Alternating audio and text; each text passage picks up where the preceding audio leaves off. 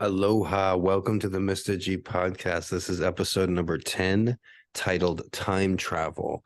We're going to go into time travel. We're going to see if it's possible. Supposedly it is. We're going to look at the recent TikTok time traveler that's predicting aliens are going to take over the world. We're going to look at Barron Trump and Donald Trump. Are they time travelers? And then we're going to go over a list of the top 20 time travel movies. Today's episode is brought to you by my twin brother's smelly gym socks. You can find my twin brother's smelly gym socks somewhere in New England, probably New Hampshire or Vermont, in some backwoods or a dirty, dingy basement. All right, with that being said, I'd like to thank our special guest today, Jim, Jem, from Manchester, England. Say hello, Jim. Hi there, thank you for having me. Oh, it's a pleasure, and I'm interested in to see if you've seen some of these time travel movies. I've looked at the list. I glanced at it just to see what was number one, basically, and I was familiar with some of the ones I've seen.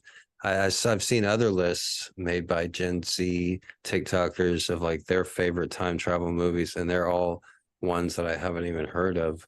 Avengers, I guess, is a popular movie that's come out recently. That's a popular time travel movie, but I didn't actually see that on the list.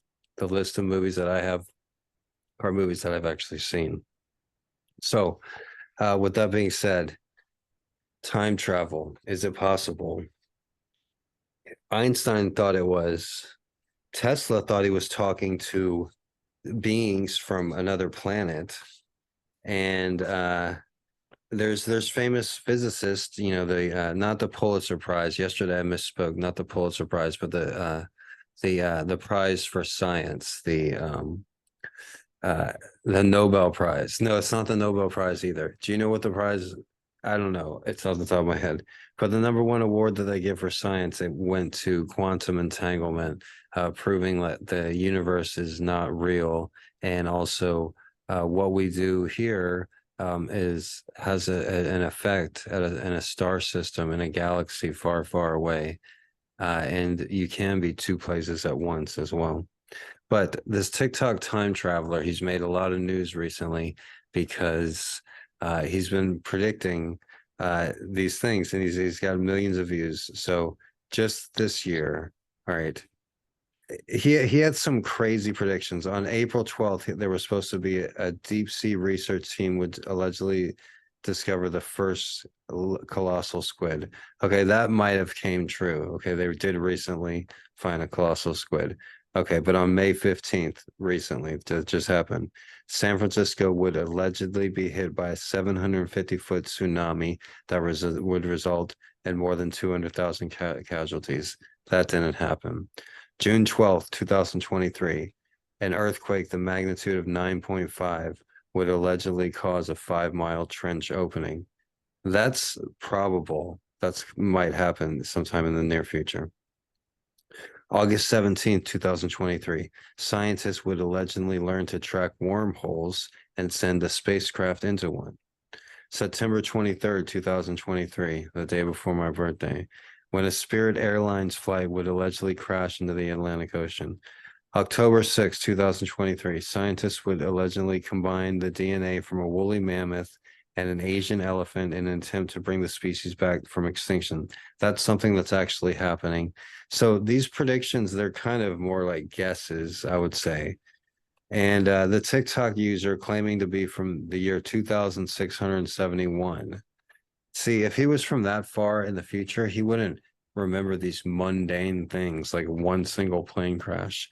How many plane crashes would happen between now and the year 2671? Yeah, this guy's full of shit. All right. I agree. I think that's a really good point, actually. This is I the didn't first think time of I looked that. into the TikTok time traveler, but I think it's more the TikTok bullshitter. Something that does deserve a mention here is the Barron Trump novels. So the Barron Trump novels, everybody knows Donald Trump's son, his youngest son is named Barron Trump, right? Jim, everybody knows that. But also, Donald Trump has a few different sons, but a lot of people don't know that he does have a teenage son, and the teenage son was like the first teenager in the White House since the Kennedys. And Barron Trump is a real interesting character. Even if he's not a time traveler, I thought he was interesting. He's 6'7", and he's kind of stayed out of the limelight. But his mother is Melania Trump, the former supermodel, and his father is Donald Trump. And so, what an interesting upbringing he must have. But he's always been a mystery to the press. But recently, in the past couple of years, the Barron Trump novels found on the United States government website of all places. There are two children's books written in 1889 and 1893. What Keanu's burying my paper. She's like, we got to hide these. They remained obscure until he's literally like hiding my notes. All right, so these two novels, they remained obscure until 2017 when they received media attention for the similarities between the protagonists and US President Donald Trump. Lockwood published the first novel, Travels and Adventures of Little Baron Trump and His Wonderful Dog Bulger, in 1889, and its sequel, Baron Trump's Marvelous Underground Journey, in 1893. The novel accounts the adventures of the little boy who goes by Baron Trump as he discovers weird underground civilizations and flees from his entanglement. The novels were part of a trend of U.S. literature. So this is like around the time of Lewis Carroll's Alice in Wonderland in 1865. And they did not receive the kind of acclaim as, other children's books. But they were rediscovered, like I said, when Donald Trump became president. And Baron Trump became the first son. But the one of the striking similarities that really caught me was the address of Baron Trump in the 1889 novel. It takes place in New York City, and the address is the same address as Trump Tower, the current address of Trump Tower. Since New York is such an old city, a lot of things have gone on since then, and the buildings have changed, but it's the same exact address. And so there's pictures of Baron Trump on the book, and it's just the similarities. Like, how could that just happen naturally, organically? Like, you'll see pictures of like old 1800 pictures of and celebrities today, like, oh, look, Nicolas Cage as an 1800s person, or, this person has similarities to Brad Pitt in the 1800s, or this person or that person. But there's always a slight difference. These similarities of the address being the same, that's just really interesting, and how Donald Trump, if he was a time traveler, would make sense because he's unlike any other political figure. And if he came back, he couldn't come back as a regular political figure. He would have to be an outsider. Also, there's Trump's uncle was a famous MIT professor who received all of Nikola Tesla's workings. And so it's speculated that Trump's uncle found Nikola Tesla's papers, and in the papers discovered time traveled, and they worked with with his uncle to develop a time machine to go back in time. So that's that. There's a lot more credibility to Donald Trump being a time traveler than this TikTok time travel guy. Let me tell you, right? What do you think, Jim? Well, yes, this is the first I've heard of the TikTok time traveler, but it reminds me very much of, if for those that know about psychic mediumship and all of that kind of thing, they will know. You would have heard of Barnum statements, cold calling, and that is really, you're saying generic things. There is a good possibility if I say to you, I'm communicating with somebody with the letter G, there's a good chance you're going to know Uh, somebody with the letter G. yeah, just like So, fortune tellers, how they're able to predict things as well. so it's, I Um, mean, and the interesting thing about that is that people have a tendency to dismiss what doesn't fit and focus on what does fit. So the fact that he is saying things that quite possibly could happen, but in the future, even if these things happen in 5 years' time, people will be saying, hey, he called it. Okay, he was 4 or 5 years Yeah, I out. agree. Just like Nostradamus and Edgar Casey, a lot of their predictions, like people are like they predicted 9/11 or they predicted this or that and they just predicted something similar. I don't really give credence to every one of their predictions that came true. So But yes, uh, I don't agree with this but on, guy. on lighter So notes, the top 20 time travel movies of all time. Now, number 20, I actually saw in the movie theaters, Time Cop, starring Jean-Claude Van Damme. Now, regardless of what anyone says, this is what the writer says. I believe in my heart that Time Cop was greenlit because someone showed a studio executive a picture of Jean-Claude Van Damme and said the word Time Cop out loud, at which point they had to throw a script together as quickly as possible. Nothing about Time Cop makes sense. It's the most 90s film ever made. All right, that movie I have seen. The next movie is a famous movie by director Christopher Nolan, I believe, that came out in 2020, Tenet. I haven't seen that, but I didn't know it was about time travel. But apparently here it says I have to be careful because Tenet might not be a time travel movie. Certainly time passes in it, and some of the people are going backwards in time. But I've seen this movie twice now, and it mainly just seems to be about people mumbling everything except for Kenneth Bra, who gets a shout out loudly 3 times. All right. Number 18, I don't think either of us have seen Cave Girl from 1985. Finally, a film uses time travel for the correct reasons to allow a horny 1980s high school student to go back to prehistory so they can convince a smoking hot bikini wearing cave girl to have it off with them. You will note I've ranked this above Tenet. All right, so I haven't seen Cave Girl. That sounds like an interesting set feature of the film, though. hmm. Number 17, Austin Powers, The Spy Who Shagged Me, 1999. I haven't seen that movie, but apparently Austin Powers is a time traveler. Weird to think of that Austin Powers was originally a fish out of water comedy in which the promiscuous titular character had to navigate the uptight world of the 1990s. That all fell apart for the sequel, where Powers was sent back to the 60s to shout his catchphrases at people who actually appreciated them. That makes it a time travel movie, right? Number 16, The Butterfly Effect. Have you seen that, Jim? I've heard of it and I really want to watch it, but I haven't. It's right up my The street. Butterfly Effect. God, this film in summary. Ashton Kutcher plays a man who experiences blackouts only to learn some years later that he can travel back in time and inhabit his younger self's mind during the blackouts. But in doing so, he unleashes a world of unintended consequences. He becomes a murderer and loses limbs.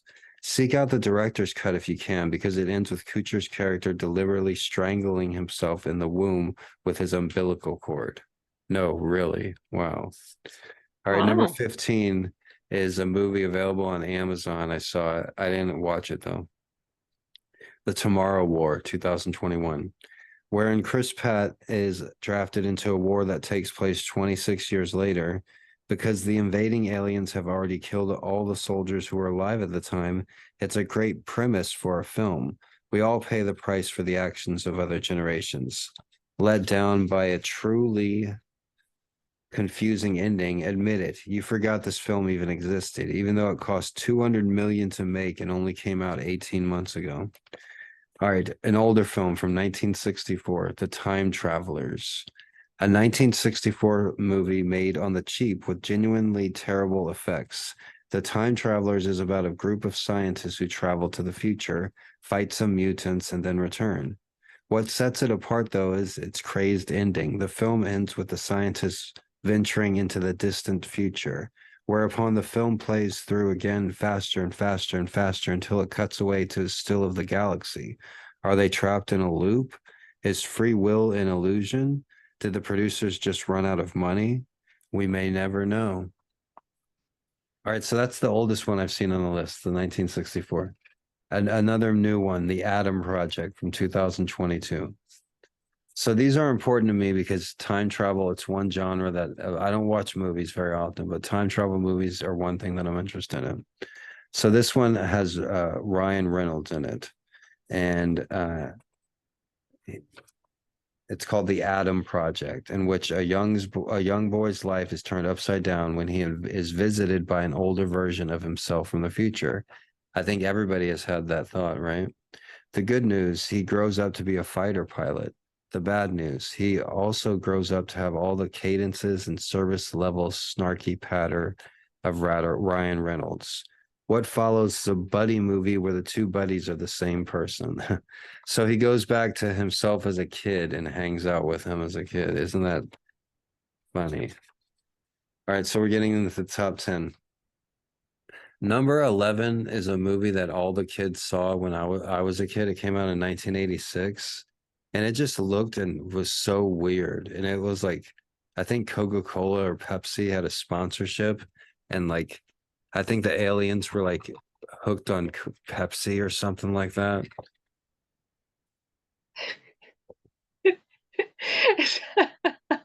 But it's called The Flight of the Navigator. And the film involves a young boy who goes missing in a Fort Lauderdale ravine. Part of the movie was well made, and that's why like it was so intriguing because it was like well produced at times, but the aliens were like Muppets, and you know how I feel about Muppets. But that just made it look so corny and campy. So you have like these decent special effects, decent lighting, decent acting, and then just these corny ass Muppets. That's what I remember the Flight of the Navigator. But there are UFOs and rubbery little creatures and whatnot. But there's a real emotional wall up to the moment when the boy realizes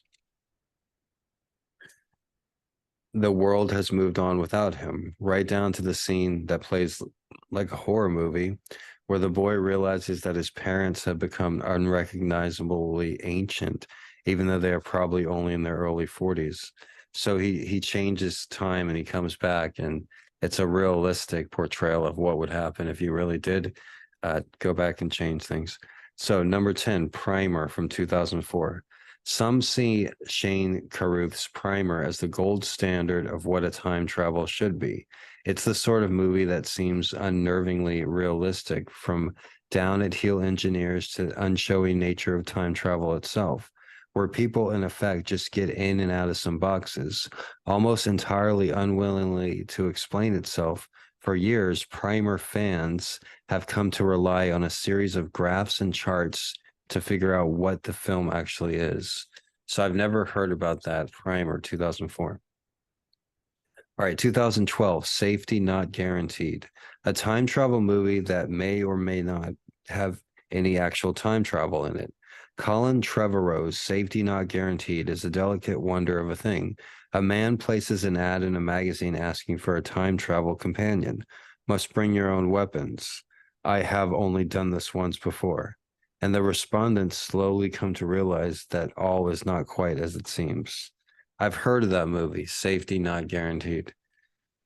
All right, now we're getting into the top 8. These movies we've probably seen. Number 8, Planet of the Apes, 1968. That's the one with Charlton Heston. If you haven't seen Planet of the Apes, then the fact I put it on the list of all-time travel movies is probably quite a heavy spoiler. And for that, I'm sorry. But what I reveal this is what seems at first like a silly movie about Charlton Heston being persecuted by some monkeys quickly becomes something darker and more sinister. That new Adam Driver movie probably could have achieved something similar if it hadn't blabbled its big secret in the trailer. So, I like time travel movies and I like Planet of the Apes movies. Those are two genres that I like for some reason. Number 7, Avengers Endgame 2019. Have you seen Avengers Endgame? No, the Marvel seem to have taken off in a direction and kind of left me behind. So I think I might have seen it and I've in the theaters and fallen asleep. I'm not sure. And I get those movies mixed up. It's just like everybody makes a big deal. I'm like, what the fuck? You know? But I get them muddled up too. but I Yeah. do like the character. I guess Endgame is the one where it has Thanos, which is the big character with all the rings in his hand. And it's played by the actor that's from Texas, that went to the University of Texas. And he like snaps his fingers and like ends all time and stuff. And I like to snap my fingers, so I kind of like that part of the movie with it. But anyways, it says here Endgame is a lot, so much so that it is effectively a time travel movie and bookend by two entirely separate movies. And yes, it takes a lot of liberties with time travel, from Tony Stark's "Huh, I did it" invention to the lazy referencing of other time travel movies as shorthand for what the characters can do. Nevertheless, when they get to it, the film nails it. The Battle of New York is the obvious highlight, with Captain America fighting Captain America and the Hulk embarrassed by his unreconstructed former self. But the heart of the film really comes when Tony meets his father as a man and learns to let go of the past. So maybe I have seen some of that, but That sounds good, actually. It does sound like it's worth a watch. well, I like Thanos. I would be cheering for the bad guy, really. All right, number six is one that I have seen, and apparently it came out in 2014. So I must have left Texas when I saw it, but I had not. I guess it was right before I came to Hawaii. But number six is Interstellar. Uh, Yes, I've watched that. I really enjoyed okay, it.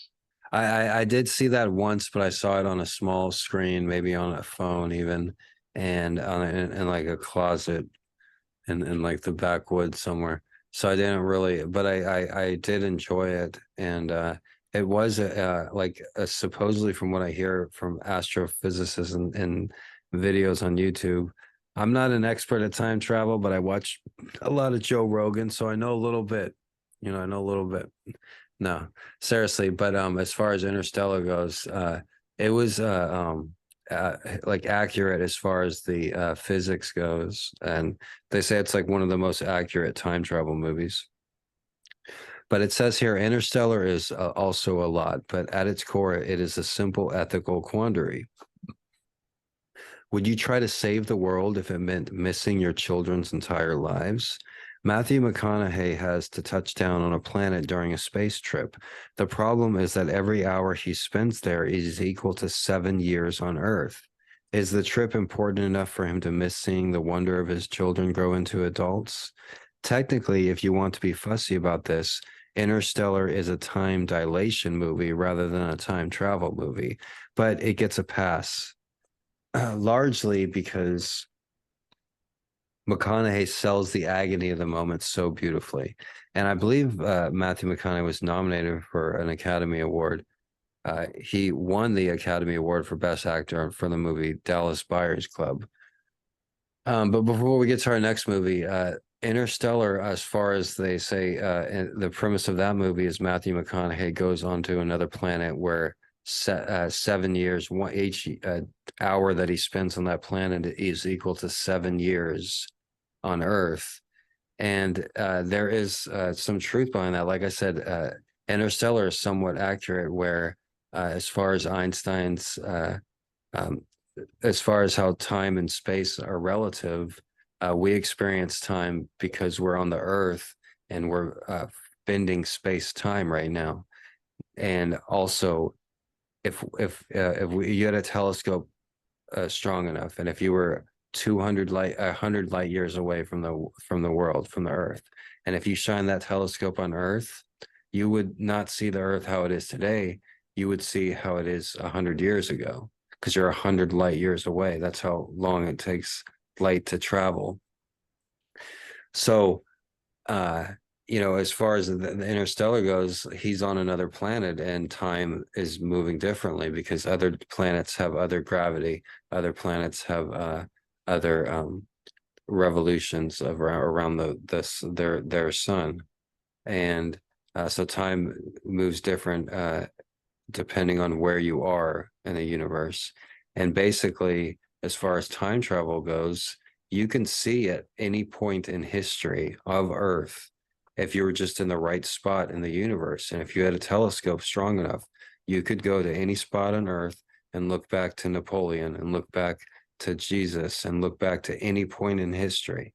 So that's not far fetched if you think, other species that have uh, hundreds of thousands, if not millions of years advance of evolution than we do. It's not too far fetched that they could see all that just like in a blink of an eye. The same way we can't explain calculus to a monkey or to an ant. We can't, talk about philosophy like an alien species can't explain how they can just look at the planet and see every second that has ever existed and see every human that has ever existed just in a second. And that's so far fetched, but you look at AI and quantum computing, that's where all the major companies, tech companies in the world, and are trying to get the first quantum computer. And this computer is going to be able to, do things that no human brain will ever be able to do. So it's amazing, and just thinking our quantum computer is nothing compared to a species that has 1 million years advance than we do. So I mean, like I said, it's proven with Albert Einstein. It's proven that you can see back into the past by standing at any point in history. All right, so we got to end this meeting within the next 10 minutes, but we'll go to the next five movies here. Number 5 is Bill and Ted's Excellent Adventure. I'm sure everybody's seen that. It's excellent. All right, 1989. Me and my brother grew up on that, as well as the sequel, Bill and Ted's Bogus Journey. And they did make a third movie that I have not seen because it's kind of sad. But it says here, there are times when Bill and Ted's Excellent Adventure feels like it was written by a toddler off his face on pop. But that's a deliberate ploy, a way to camouflage all the careful rigor that underpins the script. The lead characters are initially reluctant to embark on their time travel adventure until they're visited by versions of themselves from the near future who compel them to do it. A beautiful and hilarious example of predestination in action. Extra points are rewarded thanks to the film's total lack of interest and consequences. Swiping Abraham Lincoln and Napoleon from their respective heirs has no bearing on world history whatsoever, which is probably quite lucky. All right, number 4, also a good movie that I saw a long time ago, Looper from 2012. One problem with time travel movies is that the rules always need to be explained up front. In lesser hands, this can lead to all manner of clunky, stilted exposition. But when Rian Johnson dabbles in the genre with Looper, he gave us a masterclass in show, don't tell. The sequence where poor Paul Dano's character is tortured at 2 different points in time simultaneously, with the older version following instructions carved into the younger version's arm, is arguably one of the most invented uses of time travel in the entire history of cinema. All that, plus this is Bruce Willis's last truly great performance. So Looper has Paul Dano and Bruce Willis. Like I said, I saw it over 10 years ago when it first came out. Bruce Willis now has early stages of I was going to say Down syndrome. No, no, Bruce Willis has the early stages of Alzheimer's disease. He was one of my favorite actors, so I hope Bruce Willis does as well as possible in his later years. So number 3, I want to get through this. We only got about 5 minutes left here. The Terminator, 1984, and The Terminator 2, Judgment Day, 1991. The lure of the first 2 Terminator movies were the killer robots running around murdering everyone, but they were very smartly built around a framework of pure time travel. We only see the future in brief flashes, but what's important is the present.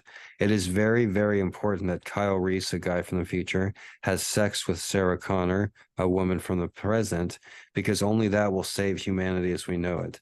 That's a hell of a pickup line. Hey, I'm from the future. We got to have sex because we got to make this baby and but the device also elevates, which could have simply been a B movie in the realm of classics. So that is a great pickup line. Hey, babe, I'm from the future, and we're supposed to. The only way to save humanity is we have to have sex. The All right, future depends on us. right. I'm gonna use that next time. Number two, Idiocracy.